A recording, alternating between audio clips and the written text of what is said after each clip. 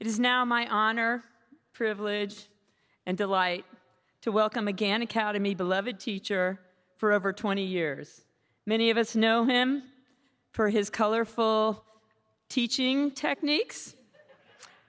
So I'd like to invite up Mr. Yoni Kadden to deliver the faculty address to the graduates. When I was growing up, my parents sent me to a Jewish day school where I was taught by black hat rabbis. The school was strictly religious, and I loved every single minute of it. I worshiped these rebbes. Several times a year, they would have me over to their house for Shabbat, and I would relish every moment of that 25-hour slice of heaven. I would come home and beg my parents to be more like those rebbes. And this is what makes our story even more interesting. Because my parents they still are, Ad Mer ve'Esrim ve'Echad, deeply committed Jews. As I grew up, we kept Shabbat on so many traditional levels. We'd have a festive meal on Friday night. We'd walk to an Orthodox shul on Shabbat morning and return home after for another festive meal in the afternoon. So what did I want? Well, my parents might drive somewhere or turn lights on and off during Shabbat, and I begged them to stop. Anything to make our house more like the homes of the rebbes that I worshipped.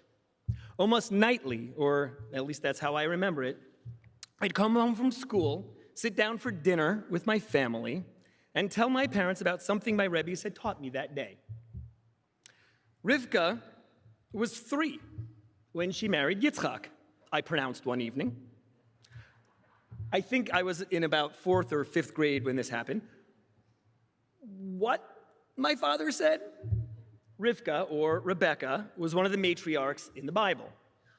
She was the wife of Isaac, or Yitzchak, Abraham's son, that son that Abraham almost sacrificed in that famous story called the Akedah. It's true, I said. And not only that, not only was Rivka 3 when she married Yitzchak, Yitzchak was 37 at the time of the Akedah. It must have seemed preposterous, but my father kept his cool. That's interesting, he said. How do you know that? It's in the Torah, I responded, starting to feel a bit more defensive and maybe not 100% sure of myself. Great, said my father, let's look it up. And off I went to get the book of Breshit, Genesis, all the while quietly praying inside my head that the story be true. Let her be 3, let her be 3. I repeated over and over. This dance, by the way, I hasten to add, was as certain as anything in the Kadden family universe. Most people have only 2 certainties that frame their existence, death and taxes. The Kaddens have 3, death, taxes, and some kind of deeply serious book will inevitably make its way to the family dinner table at every single meal. So, I cracked open Breshit to the place I thought it might be. Nope. Not in the next set of psukim either. Nowhere. Nowhere did it say how old Rivka was when she married Yitzchak. Wait, I said, I think it's in Rashi. Oh, said my father. Rashi was the 11th century scholar whose Bible commentary is almost synonymous with the Bible itself in many Orthodox circles. Okay, he said, let's look there. And sure enough, there it was. Without getting into the details as to how Rashi did his math, he does in fact say that Yitzchak was 37 at the time of the Akedah, and that 3 years later, when Yitzchak was 40, he married 3-year-old Rivka. Wow, said my father. How does Rashi know that? I had no idea how Rashi knew that. In fact, the only answer I had was the one that my rebbes had given me. Ruach HaKodesh, I told him. Divine knowledge available only to a select few. What's that? Said my father. No matter what I said at that point, I was done for. Checkmate. I bolted from the table, bawling. So let me slightly amend our family's 3 life certainties to add a 4th. Death, taxes, a weighty tome on every dinner table, and Yoni fleeing said table in tears. And that was my childhood. And it was the best, most beloved, childhood I could possibly have asked for. Because through those experiences, what my parents gifted me was the blessing of cognitive dissonance. Or perhaps, more to the point, the blessing of learning how to lean into cognitive dissonance. We will send you to a yeshiva where you will worship your rebbes, they said, and that will be a core part of your identity. But we will also teach you how to embrace the inescapable draw of logic and reason. And that will be a core part of your identity too. And then they set up a home in which I was encouraged to live with both. I've never given up on either one of my identities. I leaned into each of them and found my own path forward from there. It didn't happen overnight, and it took a long struggle, but I am now a proud practicing Orthodox Jew who also believes the Torah was written by human beings. I won't get into the details of how I reconcile those two things now. I'd be happy to further discuss that after, and I'm sure many of you would like to. But for now, I will just say that embracing this fundamental cognitive dissonance has given me enormous peace, constant stimulation, and a profound sense of purpose. Why do I share this story with you, my beloved soon-to-be graduating students? I share it along with a second story in a moment for a few reasons.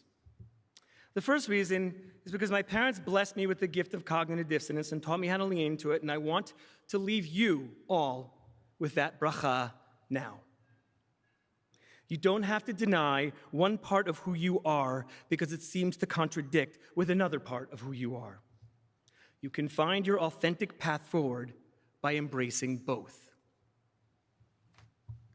Let me pause quickly to define cognitive dissonance, the mental discomfort experience that is by holding two or more contradictory beliefs, ideas, or values at the same time. And I've watched you lean into this discomfort all the time in our classes together.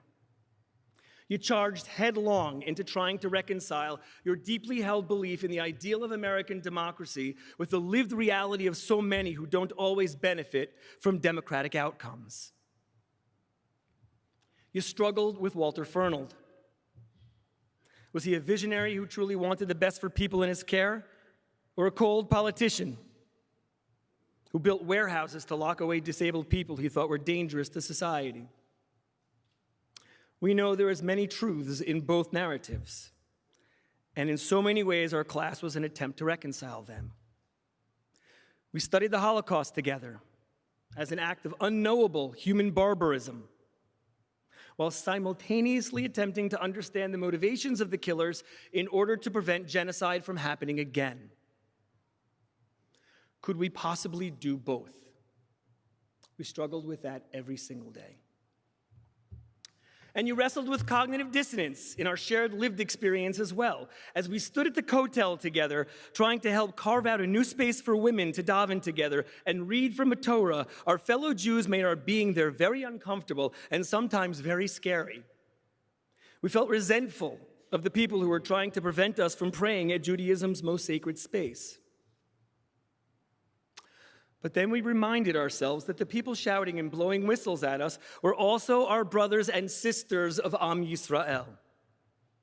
While we believe that Amcha, Jewish peoplehood, means that we are all in this together, as Mira so beautifully spelled out for us, it was really hard to feel that Amcha in that moment. It's pretty hard now, looking back on that. We are still struggling with that dissonance. And that is our mitzvah right now, to continue to struggle with that dissonance. The very next day, we rode our buses to Kever Rachel, the tomb of our matriarch Rachel. We found ourselves surrounded on either side by 20-foot-high security walls. While many of us were excited to be visiting this sacred shrine of our people, we also felt deeply conflicted about the costs of keeping passage to that tomb open, and open mostly to Jews. On the one hand, celebrating and embracing our Judaism and Jewish heritage is so real and so palpable in the land of Israel. Yet many of us simultaneously worry about the price of allowing us to safely experience those feelings of connectedness, joy, and pride. How you, our Jewish leaders of tomorrow, choose to take on these tensions will chart the course of all of our Jewish future. I want to share now a second story from my younger years. What happened in this story taught me how to lean into cognitive dissonance. This story also made me stronger, more appreciative, and a more forgiving person. I was just out of college, and one of my younger brothers had just announced his engagement. I was seething with jealousy. I wasn't even close to getting married. My Columbia University award-winning brother was now going to stand under the chuppah before me. About a week after his announcement, our family was gathered together, and my mother noticed that I was isolating myself in my room and not really hanging out with the rest of the family. She asked me what was going on, and after some coaxing, I told her about the enormous jealousy that I'd been feeling. "Have you told your brother?" she asked. I was taken aback by the question. "No," I said. "Why not?" she asked. "I don't want to seem weak," was my reply. My mother then responded with something that I've never forgotten, something that has informed my life from that point forward. Only the weak need to hide. Strong people put themselves out there and say to the world, "This is who I am. Take me or leave me." What my mother was telling me was so essentially true as to be undeniable. And now I had to go talk to my brother and be strong. And the only thing that would truly make me strong was my being vulnerable. And I did. I bore my soul. We had a profound, many-hour-long discussion in which I was honest and forthright and always vulnerable. And I listened for those little voices of defensiveness, of hiding. And every time I felt one creeping in, I stepped back and started my story again, this time more honestly and more fully vulnerable. That conversation bonded us, and I was thus able to dance at his wedding with complete joy and full of love. This is what being vulnerable gave me, and it is the second bracha, the second blessing I want to give to you. Be vulnerable. It will only make you stronger. And so many of you already know how. You wear buttons and stickers on your computers that proudly proclaim your neurodiversity. You told us about your mental health struggles in story slams, and you so movingly told us about how you've been dealing with physical ailments. At school-wide student voice assemblies, you spoke movingly and intimately about your personal lives, your family lives, your religious lives. You've regularly made yourselves vulnerable so the rest of us might learn, might grow, and be proud of you and of ourselves. And so many of you have spoken to me privately about the things you've struggled with. And rather than feeling weak or endangered, I hope that in every instance you felt seen, you felt heard, and empowered as a result. I can certainly tell you that in every one of those instances, your willingness to be vulnerable helped inspire me and gave me strength. We also made ourselves vulnerable in the courtyards of the Fuchsberg Center and on the rooftops of the old city of Jerusalem. During Kabbalat Shabbat, Atish, Sudat Shlishit, we sang together, we danced together, and we simply had faith that we would be spiritually and emotionally held by one another. And we were.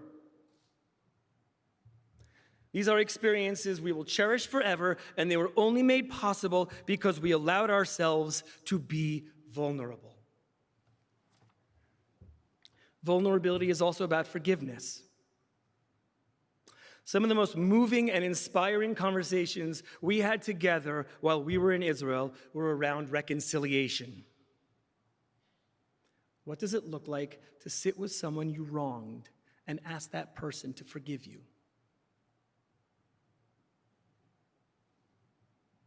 To genuinely reflect on what you may have done wrong and share that reflection with the other person. We live these moments of vulnerability throughout our time in Israel, and I believe that each of us is stronger for having laid down our armor together. Finally, it was your willingness to be vulnerable that allowed you to try on new ideas, ideas that often contradicted beliefs that you espoused. On the streets of Israel, you approached people you ordinarily would not have had ever spoken to and asked them what they thought about God or Torah, strangers on the street. And in the many conversations I had with you after, your eyes glowed as you thought through these new ideas and how they mapped onto your previous beliefs. It was your willingness to be vulnerable in that moment that allowed you to lean into cognitive dissonance. You took a stance of inquiry about your assumptions, you listened to others, and you started thinking about a new path forward for yourself. I feel so blessed to have been a part of those moments with so many of you. I'm probably way over my allotted time by now. What's new? So, I will only quickly share with you two other reasons I've told you these two stories from my life. Yes, I'm going to keep going for as long as I darn well please. Thank you.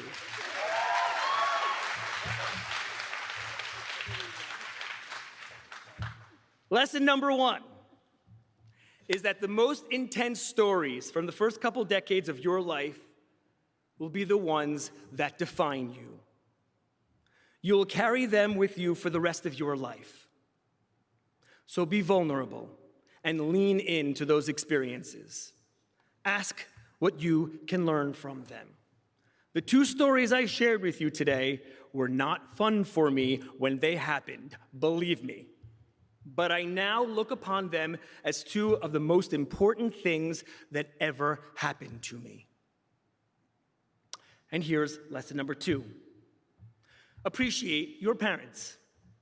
The wisdom that I carry with me every day, wisdom that empowers me, that informs the decisions that I make in some of the hardest moments, that wisdom came from my parents.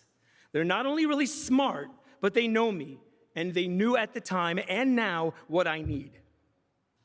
In one case, the wisdom came in the form of words. Only the weak need to hide. In other cases, the wisdom came as lived action. We embrace the ineffability of our religious lives, and we never stop thinking critically.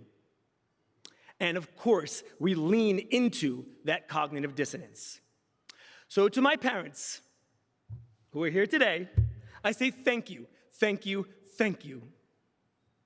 And I want each of you sitting here to think of one thing that you have to thank your parents for, and then, in just a few minutes, I want you to thank them. So, let's review. 1, lean into your cognitive dissonance in your life. You'll become so much more whole for having done so. 2, be vulnerable and you'll be strong. 3, embrace the most challenging moments of the first decades of your life. They will define you, and it is up to you to ensure that they define you for the better. And finally, say thank you to your parents. I'm not sure you need much more as you go off to the next chapter of your life. I will miss you all so very much. Please keep in touch, and of course, please come back and visit soon.